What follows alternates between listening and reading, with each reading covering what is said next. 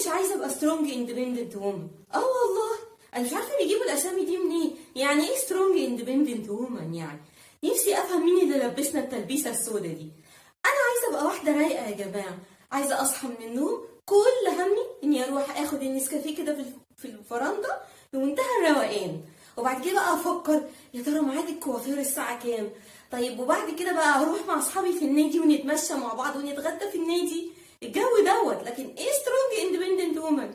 يعني ايه اصحى من النوم الصبح على منبه يصحي 3 شوارع ورانا، واكن في فرقه مدرعات اقتحمت عليا الاوضه بقى وهوب جري علشان عندي شغل، واصحى مبقاش شايفه قدامي وبجري حوالين نفسي كده. ما هو ناقص خلاص ربع ساعه، ما انا ظبط المنبه قبل ميعاد الشغل بربع ساعه.